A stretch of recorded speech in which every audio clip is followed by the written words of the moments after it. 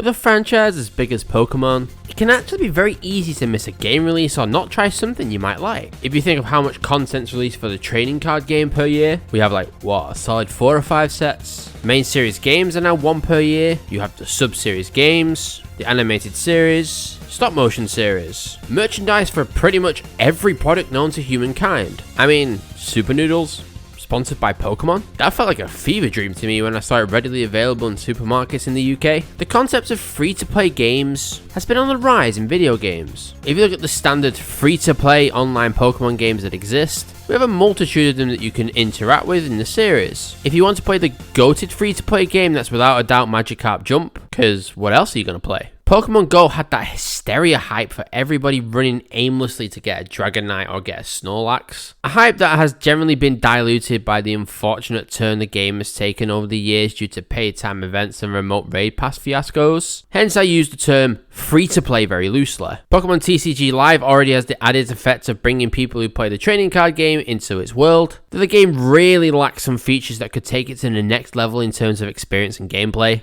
Pokemon Sleep. Do people remember when that was first announced? Or the tweets asking for it? Over 4 years after it was announced, it finally hit the market. And that's just the tip of the iceberg for the options available in the Pokemon free-to-play realm. There are even more options as well. But there's one for myself that I've actually never picked up to play. And that is Pokemon Unite. Oddly enough, as a self-proclaimed recovered League of Legends player from years ago, there was pretty much a time where all I played was that, FIFA and Call of Duty. The game definitely fits into the genre of what I would play. And not just its League of Legends comparisons, but including Pokemon into this style of gameplay, definitely was right up my alley. And for some odd reason, I've never played it. It could be the close comparisons to the League itself that might put me off it. The game came out in 2021, and by that time I'd stopped playing the game completely. It would take me another year or so to shake that FIFA itch though. As a United fan, I suffered a lot, so FIFA was the only way I could make them good. Not just that, but my personal preference for Pokemon Masters EX, Pokemon Go, and also at the time Pokemon TCG Online, Pokemon TCG Live, remains to be seen. I've simply never given Pokemon Unite a chance. It's even weirder when you consider the fact that the game is readily available on Nintendo Switch to play. A criticism I have had for Pokemon TCG Live in the past, considering it's not available on the platform while games like Master Duel for Yu-Gi-Oh! Exist, and can then be cross-sectioned to the phone and on the computer. But this video we're going to change that. At the time of recording this, I have not played this game once. So I'm going to summarise my thoughts on the game, some do's and don'ts that I've noticed, and some general anecdotes that I've found while playing. Let's get into Pokemon Unite. And the first place to begin is to explain the game itself. Pokemon Unite is a 5 vs 5 team battle game that involves scoring points while battling enemies, as well as wild Pokemon and leveling up to evolve your Pokemon mid-battle to be stronger.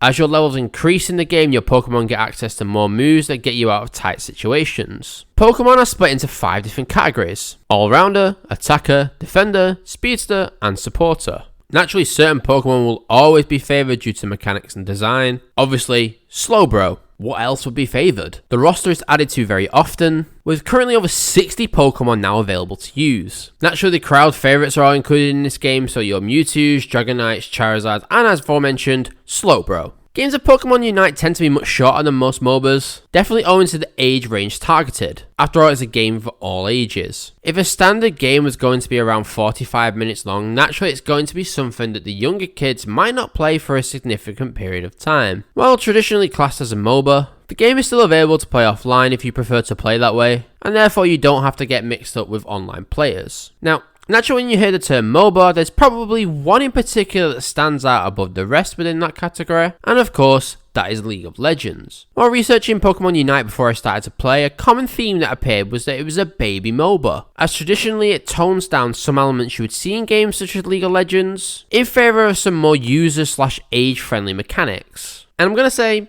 that's a pretty fair assessment. A simple key element of this is the fact it's down to the age rating of the games. League is technically 12 PEGI rating, though the terms of service means a player has to be 13 or over to legally play the game, which I'm sure everybody at home has followed in the past, right? Pokemon Unite, on the other hand, has a lower age rating by the ESRB. This allows for a younger player audience to experience the game, but this also means the general mechanics and strategies involved in it are also toned down to accommodate the much younger audience. Whether you feel it's a good thing or not, it traditionally makes sense in terms of the target audience of Pokemon. Naturally, it's aimed at kids, so it's going to accommodate that, and therefore won't be as complicated as something like League. Not just that, but as already mentioned, it is significantly shorter in length. League games can go on for a very long time, especially in a competitive format. And trust me, that is a massive benefit when you consider not just the attention span, but the dedicated focus it takes to play a competitive game for such a significant period of time. I used to play a lot of NBA 2K a lot, and when I was younger I used to play on 48-minute games. I don't know how, but I did, and that was extremely challenging. I think the differences are generally a good thing. While competitive in its own right, a game like League or Dota is naturally going to be a bigger challenge if you want to take the step up, especially as you get older. Now, the next part of the video is going to be a bit controversial, and I'm definitely going to say this is my own opinion. If you don't agree, that's perfectly okay. But we're going to talk about competitive gaming.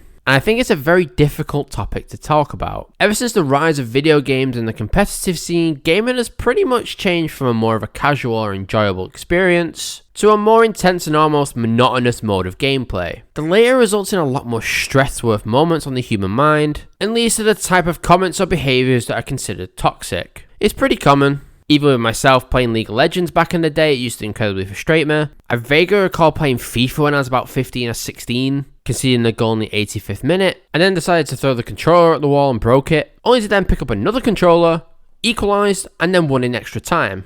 A completely unnecessary mode of raging. I think MOBAs in general further amplify the anger that is in online games. Nowadays, if I play something like FIFA, I'd play it in single mode, but when a core element of a game is online and people are getting angry and frustrated when something goes wrong, naturally you'll end up mimicking or copying that behaviour as you're constantly surrounded by it. And Pokemon Unite is not an exception to this. When the pressure comes in a game, things can easily spill over. Playing competitive online games are at the core of MOBA's core gameplay. I think naturally everyone goes into games to have fun and not take too serious, but at the same time that's kind of what these games are. I think it's definitely important to know that before stepping in and playing Pokemon Unite, if you're looking for a more casual experience for a Pokemon game, this is probably not something I would personally recommend. As I say, single player does exist in the game, and it's a good opportunity to learn and play it without the competitive element, but at the core of its entire concept is the online part of the game. Just a side note that I've realised while editing this video, but I forgot to mention that Pokemon Unite actually has a pretty good feature in disabling the chat features if you're under the age of 16. This will hopefully limit the potential exposure to any type of toxic conversation or discussion. Now, is the feature always used and do people always specify the correct age for online games? That's up for debate, but at a minimum, there is a feature to try and limit exposure to this. Now, a unique benefit of Pokemon Unite over a lot of games is its availability and also the chance to play cross-platform. It's playable on the Switch as well as on Android and iOS, and hitting these three markets is a very good thing. I've often criticised Pokemon for its cross-platform accessibility, especially when it comes down to the free-to-play games. Now, Pokemon is an IP on Nintendo's library, but their availability across platforms is a bit odd. For example, TCG Live is available on PC as well as phone. Pokemon Cafe is available on the same platforms as Pokemon Unite, whereas games like Pokemon Sleep and Pokemon Go are only available on phone. Now, the latter two definitely make sense, but the rest of them I do struggle to understand why they're not available with full accessibility across all platforms. It simply increases your audience base. When you consider Pokemon Unite has been downloaded over 80 million times with phone and Switch capabilities, it's very weird that something like Pokemon TCG Live is missing the later of those, despite the fact it's shown that it works in its favour. Now, I'm certainly no personal expert on Pokemon Unite. This is the first time that I've ever played it, so please do not flame me in the comments if you disagree. Or if you do disagree, like the video. I will not understand your frustrations if you do not like the video. Okay, here's a few personal tips that I've seen since starting the game. Number 1, use the easy Pokemon first. There's no shame in starting with Pokemon considered easy,